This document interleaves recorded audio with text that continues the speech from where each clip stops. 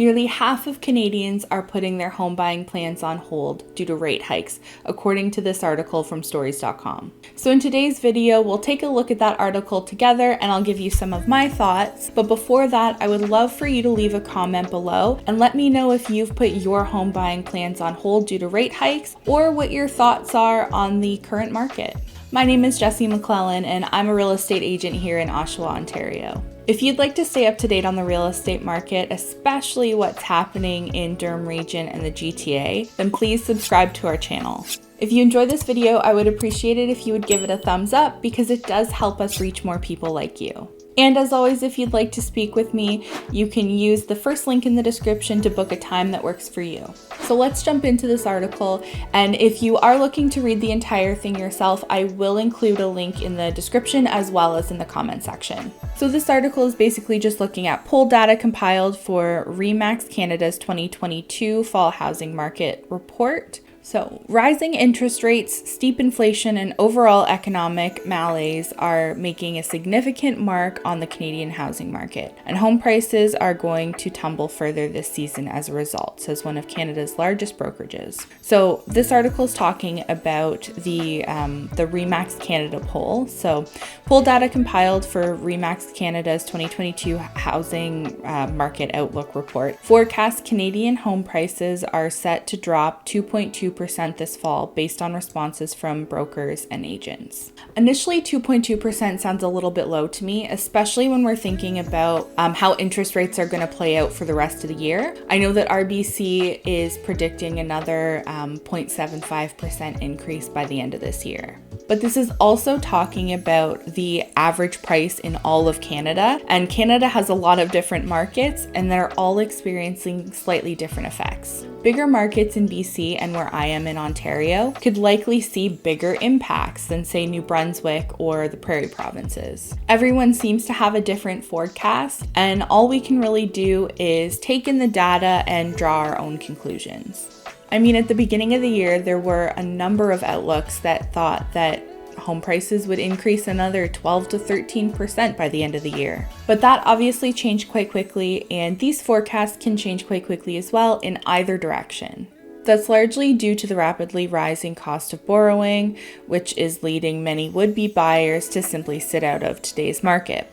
A total of 44% of Canadians polled by the brokerage have temporarily put their home buying plans on hold as a direct result of higher interest rates. A total of 22 out of 30 polled brokers said rising interest rates have affected housing demand in their local residential market this year, with some indicating it's the largest factor influencing home buyer and seller confidence.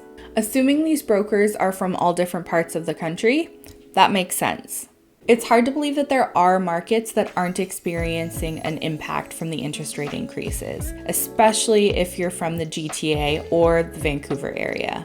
But somewhere like Edmonton is experiencing a very different market than we are here in the GTA. Also, this poll asks about the effect on demand, not necessarily on pricing. I'd imagine some of those brokers have noticed an effect on pricing, but demand could still be very high in their area.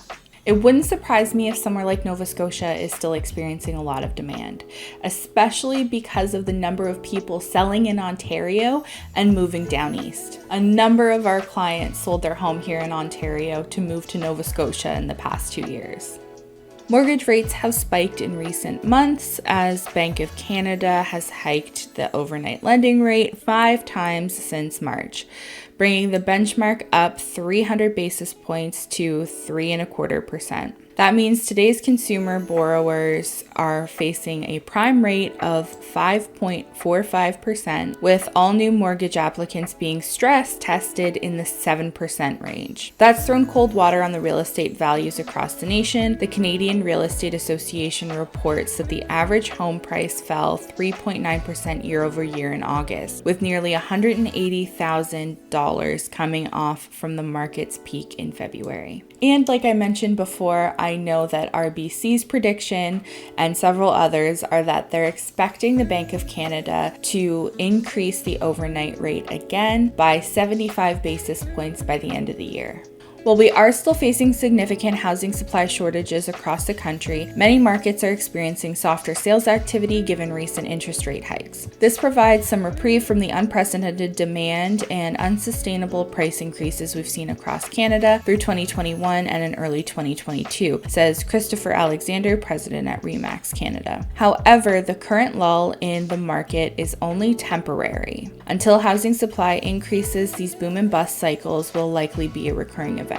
This last line is really interesting, and it's something that myself and my colleagues have been saying for quite some time, which is that although prices have gone down, the moment we start to see interest rates relaxing or starting to decrease, we're going to see prices go up again. The only reason that prices have taken this much of a dip are because the rise in interest rates have taken away buying power from people looking to purchase a home.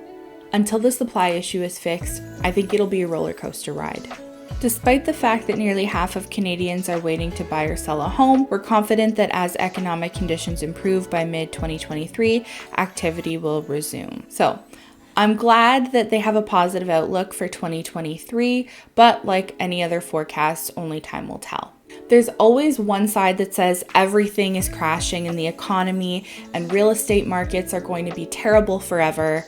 And then there's the other side that says everything will be fine and in a few months we'll all be good. And like most things, the answer is somewhere right in the middle. Now, this next part of the article is just giving RE/MAX's predictions for different parts of Canada, so I'll go through and summarize them quickly. Basically, they're predicting a 6.3% price decline in Toronto.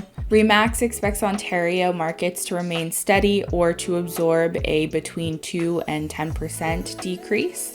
Although Oakville, being a luxury market, is expected to see a 2% increase this fall, and Muskoka is expected to see a 5% increase as there are a steady stream of buyers. RE/MAX expects many of these markets to regain balance in 2023. So moving on to Western Canada. In Western Canada, the report calls for price declines up to 6.5% and 3% decrease in the Metro Vancouver area. So this will be interesting to watch in BC, as I know of realtors in Kelowna and other areas that have already experienced huge declines since February. And Alberta always seems to flow the opposite of Vancouver and Toronto. So of course, Calgary and Edmonton are actually expected to see prices increase by about 3%.